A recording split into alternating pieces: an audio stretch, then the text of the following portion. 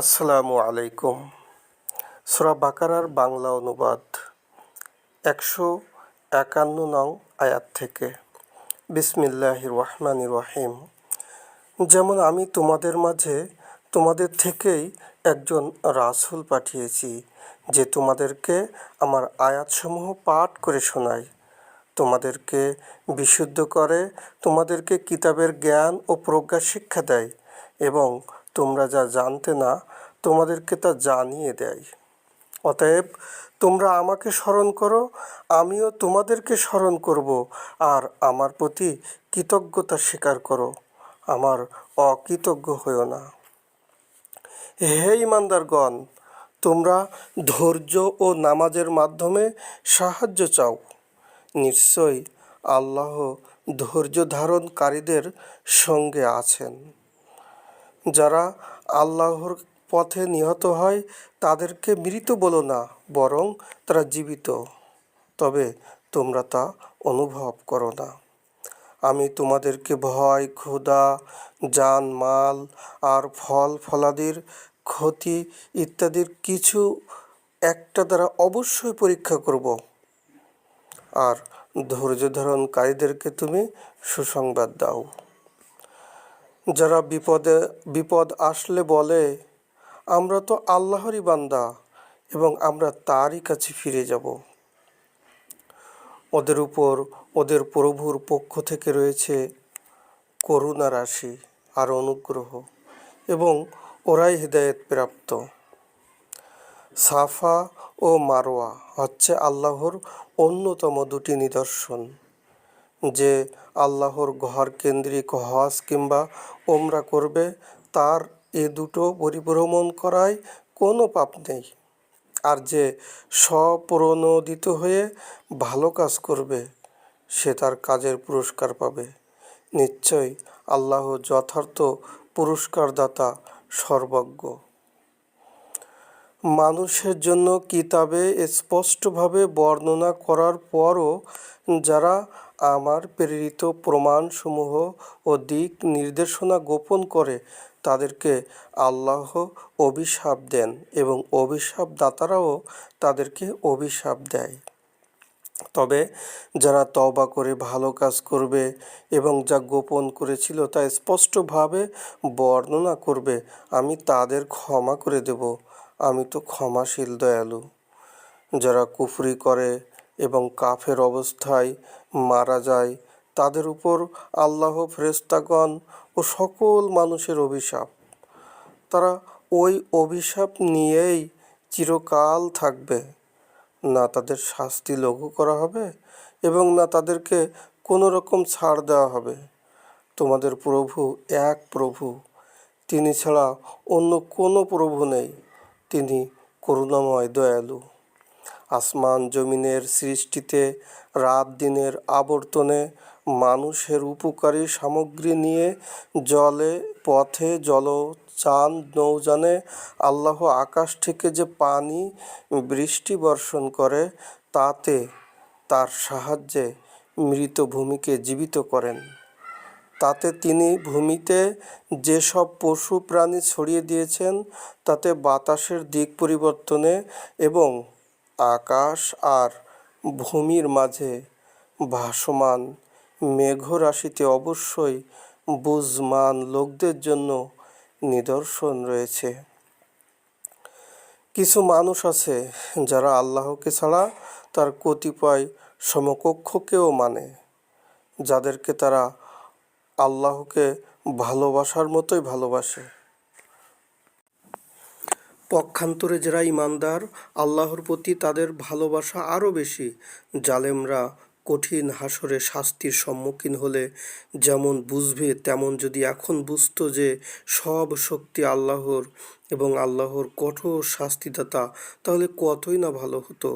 যখন অনুসৃত ব্যক্তিরা, নেতারা অনুসারীদের দায় অস্বীকার করবে ও শাস্তির সম্মুখীন হবে, আর তাদের সাথে সকল যোগসূত্র ছিন্ন হয়ে যাবে। আর অনুসারীরা বলবে, হায়, আমরা যদি একবার দুনিয়ায় ফিরে যেতে পারতাম, তাহলে তারা অনুসৃত নেতারা যেভাবে আমাদের দায় অস্বীকার করেছে, তেমনি আমরাও তাদের দায় অস্বীকার করতাম। এভাবেই আল্লাহ তাদের কাজসমূহকে তাদের জন্যই আক্ষেপ পরিণত করবেন। তারা জাহান্নাম থেকে কখনো বের হবে না। হে মানুষ, পৃথিবীর হালাল পবিত্র জিনিসসমূহ খাও, আর শয়তানের পদঙ্ক অনুসরণ করো না। সে কিন্তু তোমাদের প্রকাশ্য শত্রু। সে কেবল তোমাদেরকে অন্যায় আর খারাপ কাজ করতে বলে, আর আল্লাহ সম্পর্কে তাই বলতে বলে যা তোমরা জানো না। যখন তাদেরকে বলা হয় আল্লাহ যে বিধান নাজিল করেছেন তা মেনে চলো, তখন তারা বলে আমরা তো তাই মেনে চলবো যা আমাদের বাপদাদাদের মেনে চলতে দেখেছি। তাদের বাপদাদারা কিছু না বুঝে থাকলেও কিংবা সঠিক দিক নির্দেশনা না পেয়ে থাকলেও কি তারা তাদের অনুসরণ করবে? কাফেরদের উদাহরণ হলো যেমন এক ব্যক্তি কোনো কিছুকে চিৎকার করে ডাকে, কিন্তু যাকে ডাকে সে ডাক আর সম্বোধন ছাড়া আর কিছুই শুনতে পায় না। অর্থাৎ শুধু ডাকার শব্দই শোনে, কিন্তু ডেকে কি বলছে তা কিছুই বোঝে না। তারা বধির, মুখ অন্ধ, তাই তারা বোঝে না। হে ইমানদারগণ, রিজিক হিসেবে আমার দেওয়া পবিত্র বস্তুসমূহ খাও, আল্লাহর শকর করো যদি তোমরা তারই ইবাদতকারী হও। আল্লাহ তোমাদের জন্য মৃত দেহ, রক্ত, শূকরের মাংস এবং আল্লাহ ছাড়া অন্যের জন্য উৎসর্গীকৃত অথবা জবাইকালে আল্লাহর নাম না নিয়ে দেবদেবীর নামে জবাইকৃত প্রাণীর মাংস খাওয়া নিষিদ্ধ করেছেন। তবে কেউ যদি অবাধ্য কিংবা সীমালঙ্ঘনকারী না হয়ে একান্ত নিরুপায় হয়ে এগুলোর মধ্যে কোনটি খায়, তাহলে তার কোনো পাপ হবে না। আল্লাহ অবশ্যই ক্ষমাশীল, দয়ালু। আল্লাহ কিতাবের যে বিধান অবতীর্ণ করেছেন তা যারা গোপন করে এবং এর বিনিময়ে সামান্য বৈষয়িক মূল্য গ্রহণ করে, তারা শুধু আগুন খেয়ে নিজেদের পেট ভর্তি করে। কিয়ামতের দিন আল্লাহ তাদের সাথে কথা বলবেন না এবং তিনি তাদেরকে শোধন করবেন না। তাদের জন্য রয়েছে কষ্টদায়ক শাস্তি। ওরাই সুপথের পরিবর্তে বিপদ আর ক্ষমার পরিবর্তে শাস্তি ক্রয় করেছে। তারা জাহান্নামের শাস্তি ভোগের ঝুঁকিতেও কত দুঃসাহসী। এটা এজন্য যে আল্লাহ সত্যসহ কিতাব নাজিল করেছেন, কিন্তু যারা এই কিতাবের ব্যাপারে মতভেদ সৃষ্টি করেছে তারা গভীর বিরোধের মধ্যে লিপ্ত রয়েছে।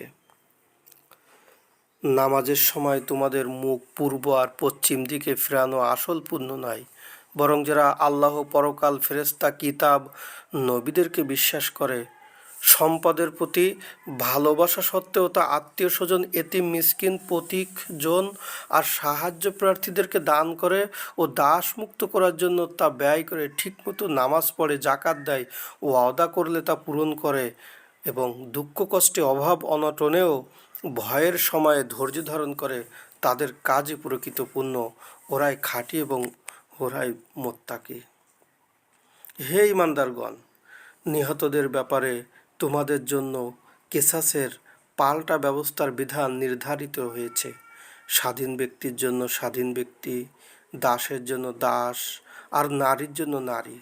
হত্যাকারী যেই হোক না কেন, কেসাসের বিধান অনুযায়ী তাকেই হত্যা করতে হবে। তবে অনুগ্রহ করে কাউকে তার ভাইয়ের পক্ষ থেকে কিছুটা মার্জনা করা হলে সেক্ষেত্রে ন্যায়সঙ্গত ব্যবস্থা গ্রহণ করা উচিত এবং সহৃদয়তার সাথে তার অনুকূলে রক্তমূল্য পরিশোধ করা উচিত। এটা তোমাদের প্রভুর পক্ষ থেকে বিশেষ লাঘব ও অনুগ্রহ। এরপরে যদি কেউ বাড়াবাড়ি করে তাহলে তার কষ্টদায়ক শাস্তি নির্ধারিত আছে। হে বুদ্ধিসম্পন্ন লোকেরা, কেসাসের মধ্যে তোমাদের জন্য জীবন বাঁচানোর ব্যবস্থা নিহিত আছে, যাতে এই বিধানের কল্যাণে তোমরা রক্ষা পেতে পারো। তোমাদের কেউ মৃত্যুকালে সম্পদ রেখে গেলে পিতামাতা ও আপনজনদের জন্য ন্যায্যভাবে ওসিয়ত করে যাওয়ার বিধান রাখা হয়েছে। পরবর্তীতে উত্তরাধিকার বণ্টনের বিধান নাজিল হওয়ার ওসিয়ত করে যাওয়ার আর বাধ্যতামূলক নয়। এটা ধর্মপরায়ণদের জন্য একটি কর্তব্য। এরকম ওসিয়তের কথা শোনার পর যারা তা পরিবর্তন করবে, বস্তুত এর পাপ তাদের উপরেই বর্তাবে। আল্লাহ অবশ্যই সব কিছু শোনেন, সব কিছু জানেন। তবে কেউ যদি কোনো ওসিয়তকারীর ওসিয়তে কোনো রকম পক্ষপাত কিংবা অন্যায়ের আশঙ্কা করে এবং স্বীয় হস্তক্ষেপের মাধ্যমে মূল ওসিয়তে কোনো ন্যায্য পরিবর্তন করে, সংশ্লিষ্টদের মধ্যে বিরোধ মীমাংসা করে দেয়, তাহলে তার কোনো পাপ হবে না। আল্লাহ নিশ্চয়ই ক্ষমাশীল, দয়ালু। হে ঈমানদারগণ, তোমাদের পূর্ববর্তীদের জন্য যেমন রোজা ফরজ করা হয়েছিল, তেমনি তোমাদের জন্য তা ফরজ করা হলো, যাতে তোমরা তাকওয়া অর্জন করতে পারো। এই রোজা নির্দিষ্ট কয়েকদিনের জন্য। তবে তোমাদের মধ্যে যদি কেউ অসুস্থ হয় কিংবা সফরে থাকে এবং এ কারণে তাকে নির্ধারিত দিনের রোজা ছাড়তে হয়, তাহলে সে অন্য সময়ের দিনগুলোতে রোজা রেখে রোজার সংখ্যা পূরণ করবে। আর যাদের বার্ধক্য, কঠিন রোগ ইত্যাদি কারণে রোজা রাখতে অত্যন্ত কষ্ট হয়, তাদেরকে রোজা রাখার জন্য একটি ফিদিয়া, প্রতি রোজার জন্য একজন গরিবের একদিনের খাদ্য দিতে হবে। তবে স্বেচ্ছায় যে সৎ কাজ করবে তার জন্য তা অধিকতর মঙ্গলজনক হবে, আর রোজা রাখাই তোমাদের জন্য মঙ্গল, যদি তোমরা জ্ঞানী হও। রমজান মাস, এ মাসেই নাজিল করা হয়েছে আল কোরআন, মানুষের জন্য দিক নির্দেশনা এবং সৎপথ ও ন্যায় অন্যায়ের মানদণ্ডের স্পষ্ট প্রমাণ। অতএব তোমাদের মধ্যে যারা এই মাস পাবে তারা যেন তখন রোজা রাখে, আর যে অসুস্থ কিংবা সফরে থাকবে সে অন্য সময়ে দিনগুলো রোজা রেখে দেবে, রোজার সংখ্যা পূরণ করবে। আল্লাহ তোমাদের জন্য সহজ চান, তিনি তোমাদের জন্য কঠিন চান না। আর তোমরা যেন দিনের সংখ্যা পূর্ণ করো, আর আল্লাহ যে তোমাদেরকে সঠিক পথে পরিচালিত করেছেন সেজন্য তার মহিমা বর্ণনা করো, যাতে তোমরা তার প্রতি কৃতজ্ঞ থাকো। হে রাসূল, আমার বান্দারা যখন তোমার কাছে আমার সম্বন্ধে জানতে চায় তখন তাদের জানিয়ে দাও, আমি তো কাছেই আছি। কেউ যখন আমাকে ডাকে আমি তখন তার ডাকে সাড়া দেই।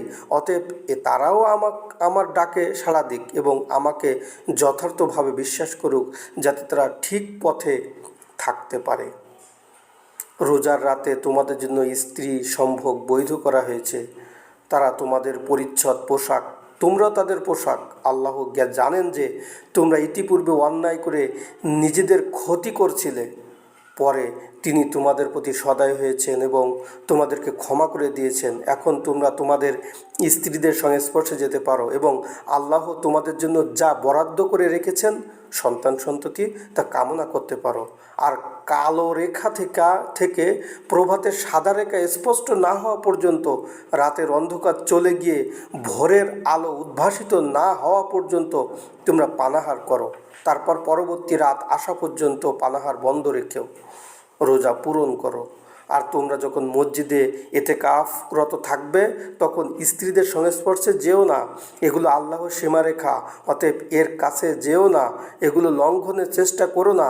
আল্লাহ এভাবেই তার নিদর্শনসমূহ মানুষকে বুঝিয়ে দেন, যাতে তারা তাকওয়া সম্পন্ন হতে পারে।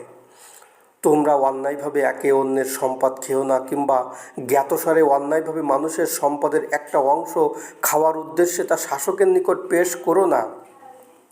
লোকেরা তোমাকে বিভিন্ন আকারে নতুন চাঁদ সম্পর্কে প্রশ্ন করে, তুমি বলো এগুলো মানুষের জন্য এবং হজের জন্য সময় নির্দেশক। তোমরা যে পেছন দিক থেকে ঘরে প্রবেশ করো এটা পুণ্য নয়, বরং যে আল্লাহকে ভয় করে তার পুণ্য আছে। তোমরা দরজা দিয়েই প্রবেশ করো ও আল্লাহকে ভয় করো, যাতে তোমরা সফল হতে পারো। যারা তোমাদের বিরুদ্ধে যুদ্ধ করে তোমরা আল্লাহর পথে তাদের বিরুদ্ধে যুদ্ধ করো, আর সীমালঙ্ঘন করো না, আল্লাহ সীমালঙ্ঘনকারীকে পছন্দ করেন না।